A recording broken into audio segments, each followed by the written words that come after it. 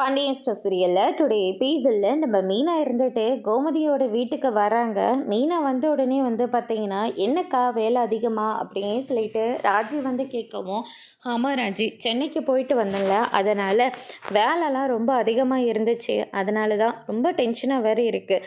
வேலையும் ரொம்ப லேட்டாக முடியுது, ரொம்ப கஷ்டமாக வேறு இருக்குது அப்படின்ற மாதிரி சொல்லிடுறாங்க. அதுக்கடுத்ததாக தங்கமயில் இருந்துட்டு மீனாவுக்கு ஃபோன் பண்ணுறாங்க. எங்கே இருக்க மீனா? எங்கே தான்க்கா, நம்ம வீட்டில் தான் இருக்கேன். எப்படி இருக்கீங்க வீட்டில் எல்லாரும்? நடந்த எல்லா விஷயத்தையும் கேள்விப்பட்ட மீனா. கேட்கவே ரொம்ப கஷ்டமாக போயிடுச்சு. ராஜியோட அப்பா எப்படி இருக்காரு அப்படின்னு சொல்லிட்டு விசாரிச்சுட்டு இருக்காங்க. இப்போ பரவாயில்லக்கா, அவர் நல்லா இருக்காரு. இன்னைக்கு ஈவினிங்கே டிஸ்சார்ஜும் பண்ணுறாங்க. கதற்கு தான் ரொம்ப கஷ்டமாக போயிடுச்சுல்ல. ஆமாக்கா அப்படின்ற மாதிரி சொல்லிடுறாங்க. இதுக்கு மேலே அவங்களால எதுவும் பண்ண முடியாது.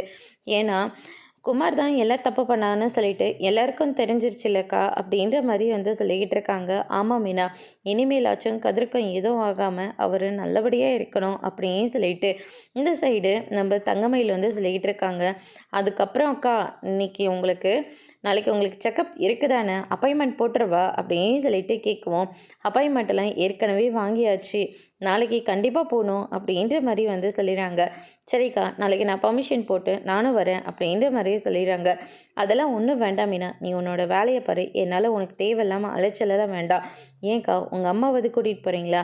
எங்கள் அம்மாவை கூட்டிகிட்டு போகிறதுக்கு பார்த்தலாம் நானே தனியாக போயிட்டு வந்துடுவேன். பேசாமல் இரு மீனா, அவங்களாம் யாருமே தேவையில்லை, நான் மட்டும் தனியாக தான் போகிறேன் அப்படின்ற மாதிரி சொல்லிடுறாங்க.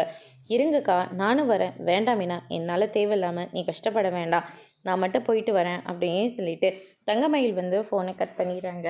அதுக்கடுத்து தான் பார்த்தீங்கன்னா, என்னடி ஆச்சு அப்படின்னு சொல்லிட்டு கேட்கவும், நாளைக்கு தங்கமயில் அக்காவுக்கு செக்கப் இருக்காக்கா அப்படின்னு சொல்லிட்டு ராஜி கேட்டுக்கிட்டு இருக்காங்க. ஆமாம் ராஜி, நாளைக்கு அப்பாயின்மெண்ட் இருக்குது. ஆனால் நான் வரேன்னு சொல்கிறேன், அவங்க வேண்டாம், நான் தனியாக போய்க்கிறதா சொல்கிறாங்க அப்படின்ற மாதிரி மீனா சொல்லிடுறாங்க. எப்படியெல்லாம் நம்ம வீட்டோட வாரிசை வரவேற்கணும்னு சொல்லிட்டு நம்ம எல்லாரும் எவ்வளோ ஆசைப்பட்டோம். ஆனால் கடைசியில் என்னென்னமோ ஆகி இப்போ பாரு, ஆளுக்கு ஒரு மூலையில் கஷ்டப்பட்டுட்டு இருக்காங்க.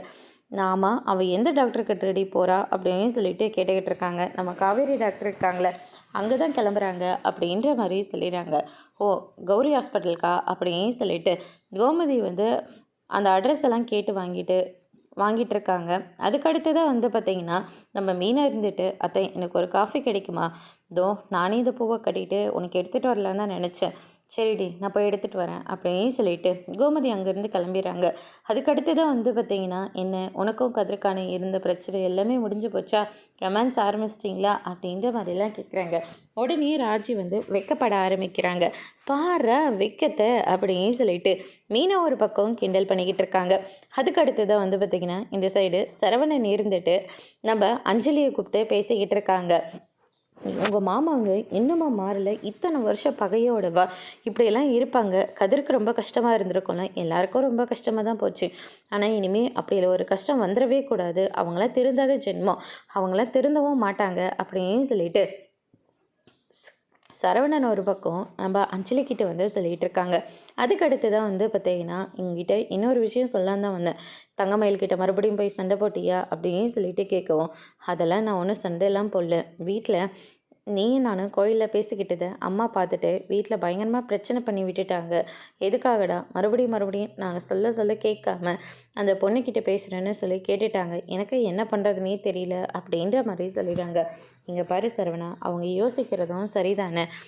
இந்த பூமிக்கு வரப்போகிற குழந்தைய எந்த பிரச்சனையும் இல்லாமல் வரவேற்கிறோன்னு நினைக்கிறாங்க. நடந்த பிரச்சனை நடந்ததாகவே இருக்கட்டும், எல்லாத்தையும் மறந்துட்டு தங்கமயில உன் கூட வாழ வைக்கிறதுக்காக தான் எல்லாரும் முயற்சி பண்ணிகிட்ருக்காங்க. தங்கமயில் நாளை பின்ன நாம் 2 பேரும் கல்யாணம் பண்ணிக்கிட்டா அவங்க என்ன நினைப்பாங்க? ஏன் வீட்டில் இருக்கிற உங்கள் அம்மா அப்பா எல்லாரும் என்னை ஏற்றுப்பாங்களா? கண்டிப்பாக யாரும் ஏற்றுக்க மாட்டாங்க. அந்த பிறக்க போகிற குழந்தை என்னால் கஷ்டப்படக்கூடாது. வேண்டாம் சரவணா, எனக்கு வாக்கு கொடுத்துட்றேன் நினச்சிட்டு நீ ரொம்ப கஷ்டப்படாத. இல்லை அஞ்சலி, ஏற்கனவே எங்கள் வீட்டு பேச்சை கேட்டுக்கிட்டு உன்னை நான் தள்ளி வச்ச வரைக்கும் போதும். நீ மறுபடியும் நான் உன்னை பார்க்க மாட்டேன், உன் கூட பேச மாட்டேன்னு நினச்சிட்டு இருந்தேன். ஆனால் அந்த கடவுளாக பார்த்து உனக்கு எனக்கும் ஒரே மாதிரி சூழ்நிலையை கொடுத்து இப்போ மறுபடியும் நம்ம 2 பேரையும் பேச வச்சுட்டாரு. அதனால் எக்காரணத்தை கொண்டும் நான் உன்னை விட மாட்டேன். வேண்டாம் சரவணா, ப்ளீஸ் என்னை விட்டுரு அப்படின்னு சொல்லிட்டு அஞ்சலியும் அங்கேருந்து கிளம்பிடுறாங்க. சரவணால் அதை ஏற்றுக்கவே முடியல, ரொம்பவே கோவப்படுறாங்க. அதுக்கடுத்து தான் சைடு பார்த்திங்கன்னா, நம்ம கோமதியும் ராஜியும் இருந்துட்டு வாசலையே பார்த்துக்கிட்டு இருக்காங்க. கடைசியில் முத்துவேலை ஹாஸ்பிட்டல்லேருந்து கூட்டிகிட்டு வந்துடுறாங்க. வந்த உடனே வந்து பார்த்திங்கன்னா, எப்படிண்ணா இருக்கீங்க அப்படின்னு சொல்லிட்டு விசாரிச்சுட்ருக்காங்க. அப்பா எப்படி இருக்கீங்கன்னு சொல்லிட்டு ராஜு ஒரு பக்கம் விசாரிக்கிறாங்க. நாங்கள் ரொம்ப நல்லா இருக்கோம்மா. தூரத்துலேருந்து பார்த்து பேசினா எல்லாமே சரியாக போயிடுமா? இங்கே வந்து பேசலாமில்ல? நாங்கள் தான் அங்கே வர்றது ஒரு சில ஜென்மத்தங்களுக்கெல்லாம் பிடிக்கிறதே இல்லையே. நாங்கள் வந்து எதுக்காக பெரிய அண்ணனுக்கெல்லாம் தொந்தரவு கொடுக்கணும்? அதனால தான் நாங்கள்லாம் வரலை அப்படின்னு சொல்லிட்டு நம்ம கோமதி வந்து சொல்லிக்கிட்டு இருக்காங்க. அதுக்கு அடுத்ததாக மாரிக்கிட்ட சொல்லி ஆரத்தி எடுத்துகிட்டு வர சொல்கிறாங்க. மாரியும் ஆரத்தி எடுத்துகிட்டு வராங்க. நம்ம அம்மாச்சி இருந்துட்டு ஆரத்தி எடுத்த உடனே பொட்டை வச்சு விட்டு இந்த ஆரத்தியை திருமணையில் போய் கொட்டிகிட்டு வந்துரு அப்படின்ற மாதிரி சொல்லி விட்டுறாங்க. அதுக்கடுத்து தான் உள்ளே போனதுக்கப்புறமா என் பையன் பண்ண தப்புக்கு நான் உங்ககிட்ட மன்னிப்பு கேட்டுக்கிறேன். எத்தனை தடவை மன்னிப்பு கேட்டாலையும் அந்த பழி மட்டும் தீரவே தீராது. மன்னிச்சிடுங்கண்ணே அப்படின்ற மாதிரி கேட்டுக்கிட்டு இருக்காங்க. அதுக்கடுத்ததான் வந்து பார்த்தீங்கன்னா, குமாரி எல்லா தப்பும் பண்ணிட்டு கதிர் மேலே பழிய போட்டிருக்கான் அப்படின்னு சொல்லிட்டு சுகனி வந்து சொல்லிகிட்டு இருக்காங்க. எங்களை மன்னிச்சிடுங்க மாமா, நாங்கள் உங்களை ஹாஸ்பிட்டலில் வந்து பார்த்துருக்கணும். எல்லோரும் ஹாஸ்பிட்டலே இருந்தால் நாங்கள் இருக்கிறவங்க ஏதாச்சும் சொல்லிட்டா என்ன பண்ணுறது? அதே மாதிரி கடையும் ரொம்ப நாளைக்கு மூடி வைக்க முடியாதுல்ல, அதனால தான் அப்படின்ற மாதிரி சொல்லிடுறாங்க. பரவாயில்ல இருக்கட்டும்மா அப்படின்னு சொல்லிட்டு முத்துவேல் ஒரு பக்கம் சொல்லிடுறாங்க. அதுக்கடுத்து தான் நம்ம குமரவேல் வந்து நிற்கிறாரு. குமரவேல் வந்த உடனே வந்து பார்த்திங்கன்னா, சுகன்யா அவங்களோட பங்குக்கு ஏற்றி விட்டுட்ருக்காங்க. பெரியப்பாவை இந்த நிலமையில நீ ஆளாக்கிட்டு இருக்க, பழைய தூக்கி கதிர் மேலேயும் போட்டிருக்க, உன் மேலெல்லாம் அங்கே எல்லோரும் எவ்வளோ மதிப்பு மரியாதையும் வச்சுருந்தோம், இப்படி பண்ணி வச்சுருக்க அப்படின்ற மாதிரி சொல்கிறாங்க. சக்திவேல் இருந்துட்டு எரியிற நெருப்பில் எண்ணெய் அள்ளி ஊற்றாதம்மா, கொஞ்சம் நீ அமைதியேறு அப்படின்ற மாதிரி திட்டி விட்டுறாங்க. அதுக்கு அடுத்ததாக வந்து பார்த்திங்கன்னா, என்னை மன்னிச்சிடுங்க பெரியப்பா, உங்களை எனக்கு ரொம்ப பிடிக்கும். அந்த கதிர் கூட நீங்கள் க்ளோஸாக இருக்கிறது எனக்கு சுத்தமாக பிடிக்கல. அங்கே என்ன நடந்துச்சுன்னு உங்களுக்கும் நல்லாவே தெரியும். ஆமாண்டா தெரியும். கதிரும் நானும் பேசி நின்றுட்டு இருந்தோம். நடுவில் நீ வந்த, உன்னை போன்னு சொன்ன, நீ போகாமல் 2 பேரும் சண்டை போட்டுக்கினேன். தடுக்க வந்து என்ன கீழே பிடிச்சி தள்ளி விட்டுட்டு உன் பாட்டுக்கு இங்கே வந்துட்டு கதிர் தான் என்னை கொல்ல பார்த்தான்னு சொல்லி கதிர் மேலே கேஸை கொடுத்து வச்சு அவனை போலீஸில் மாட்டி விட்டுருக்கீங்க. ஆனால் நீ பண்ண எல்லாத்தையும் நான் பொறுத்துப்பேன்டா. ஆனால் இதை கதிர் மேலே பழிய போட்டல, அது மட்டும் நான் பொறுத்துக்கவே மாட்டேன்டா அப்படின்னு சொல்லிட்டு அங்கேருந்து கிளம்பிடுறாங்க. பெரியம்மா நீங்களாவது என்னை மன்னிச்சிடுங்க. எதாடா மன்னிக்க சொல்கிற?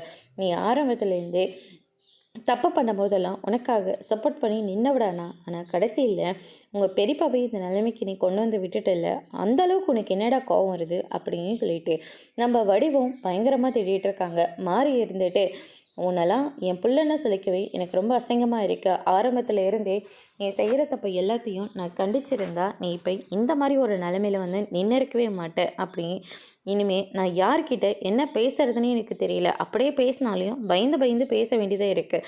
ஏதாவது ஒன்று அவங்க சொல்லிடுவாங்களோ, நம்ம அதனால் மனசு கஷ்டப்பட்டுருவோமோ அப்படின்னு சொல்லிட்டு பயந்து பயந்து இருக்கு.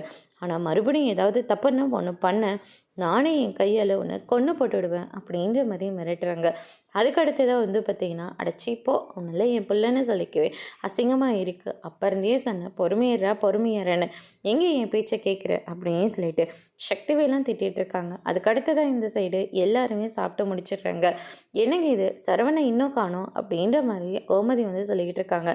சரவணன் வந்துடுறாங்க. வந்து சாப்பிட்றா வாடா அப்படின்ற மாதிரி சொல்கிறாங்க. வேண்டாமா, வெளியிலே சாப்பிட்டேன். வெளியில் சாப்பிட்றவனா இருந்தால் ஒரு வார்த்தை சொல்ல மாட்டியடா. கிட்ட போயிட்டு பார்க்குறாங்க. குடிச்சிருக்காரு. எதுக்குடா குடிச்சிருக்குன்னு சொல்லிட்டு மாறி மாறி கேட்குறாங்க. வீட்லேயும் நிம்மதி இல்லை, வெளியேயும் நிம்மதி இல்லை, அதனால தான் அப்படின்ற மாதிரி சொல்லிட்டு அவர் பாட்டுக்கு கிளம்பி போயிடுறாங்க. அதோடு இன்னைக்கான எபிசோட் முடிச்சிருக்காங்க.